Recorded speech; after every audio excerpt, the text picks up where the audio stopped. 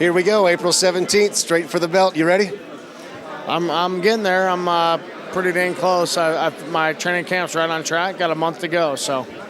Coming in at Strikeforce, immediately fighting for the belts. You know, we've seen that work before. We've seen that not work before. Are you worried that this is putting extra pressure on you because there's so much riding on it? No. I mean, I think that there's been pressure on me for a while, and I've been expected to win in most of my fights, and it's nothing new. But I'm excited. I'm excited to go out there and try and get me a new belt. This is a whole new audience on CBS, and you're fighting Jake Shields, who is a well-known grappler. You're a well-known wrestler, but it seems like if you walk down the street and talk to a casual fan, a lot of them now know you for that huge knockout at UFC 100. How are you going to make sure that this fight is a really exciting fight with the way that you guys match up stylistically? Making sure anything happens in an MMA fight is real tough to do. Anything can happen at any time. I think that's what is the biggest intriguing factor as far as the excitement goes for fans. And, for me, I think that exact thing is the biggest challenge for this fight, is still make it exciting and to be aggressive enough and basically not be boring. It's tough to do when all a guy wants to do is take you down, which is probably what's going to happen in this fight. But, so I think that's going to be the challenge for me, to still make it exciting and to go out there and win and beat them up.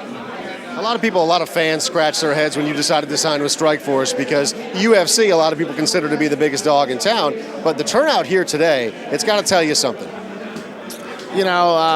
With Showtime and CBS partnering with Strikeforce, that was a big part of the factor why I left. And, at UFC, I was just another little worker bee, and they didn't really take care of their fighters real well. And, I think that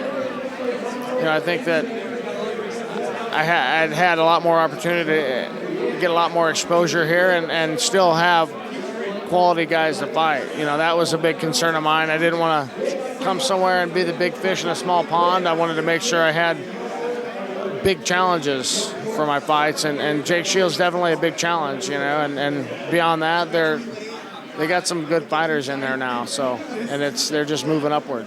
And final question for you: how in the hell did Strikeforce afford you? I'm not that expensive. Really? We'll see. No, it's I'm pretty happy with the deal. I'm happy with every aspect of it, and I just felt the UFC just kind of undervalued me for what I thought I was, and Strikeforce didn't. So, thanks, Dan. No worries.